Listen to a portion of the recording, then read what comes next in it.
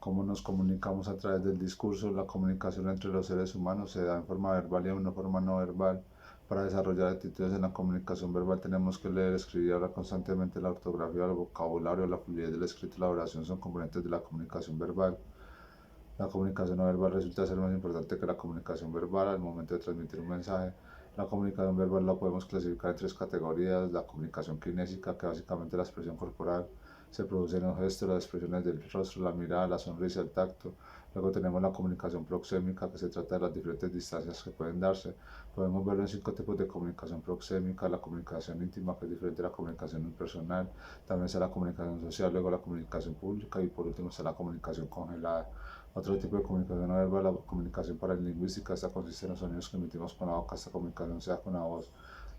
El tono de voz puede ser grave, agudo, medio, variado según el contexto. Lo mismo la intensidad de la voz, que es el volumen. También podemos variar la entonación, que viene siendo la expresión de la voz. Lo único que no cambia es el timbre de voz. Aunque cada uno tenemos un único timbre de voz, este también hace parte de la comunicación. El ritmo de voz despacio o rápido, incluso los silencios y las pausas contienen mucha información. Por último, para enriquecer un discurso al momento de transmitir el mensaje, debemos incluir nuestras emociones en lo que comunicamos. Usamos las emociones para que el mensaje sea efectivo, así controlando las emociones podemos convencer. Podemos transmitir estados de ánimo mediante las palabras y la actitud.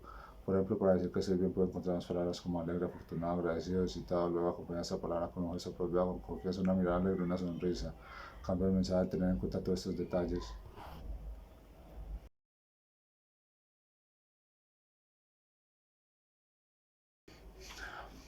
¿Cómo nos comunicamos a través del discurso? La comunicación entre los seres humanos se da en forma verbal y en forma no verbal. Para desarrollar actitudes en la comunicación verbal tenemos que leer, escribir y hablar constantemente. La ortografía, el vocabulario, la fluidez del escrito, la duración son componentes de la comunicación verbal. La comunicación no verbal resulta ser más importante que la comunicación verbal al momento de transmitir un mensaje.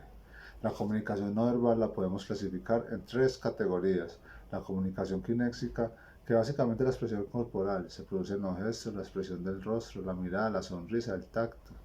Luego tenemos la comunicación proxémica, que se trata de las diferentes distancias que pueden darse. Podemos verlo en 5 tipos de comunicación proxémica. Está la comunicación proxémica íntima, que es diferente a la comunicación proxémica personal. También está la comunicación proxémica social, luego la comunicación proxémica pública y por último está la comunicación proxémica congelada. Otro tipo de comunicación no verbal es la comunicación paralingüística. Esta consiste en los sonidos que emitimos con la boca. Esta comunicación se da con la voz. El tono de voz puede ser grave, agudo o medio. Varía según el contexto. Lo mismo la intensidad de la voz, que es el volumen. También podemos variar la entonación, que viene siendo la expresión de la voz. Lo único que no cambia es el timbre de voz. Aunque cada uno tenemos un único timbre de voz, este también hace parte en la comunicación. El ritmo de voz, despacio, rápido, incluso los silencios y las pausas contienen mucha información.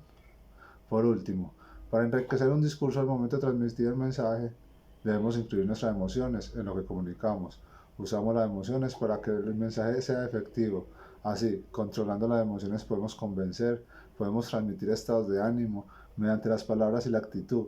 Por ejemplo, para decir que estoy bien, puedo encontrar más palabras como alegre, afortunado, agradecido o excitado. Luego acompaña esta palabra con un gesto apropiado, con confianza, una mirada alegre y una sonrisa. Cambia el mensaje al tener en cuenta todos estos detalles.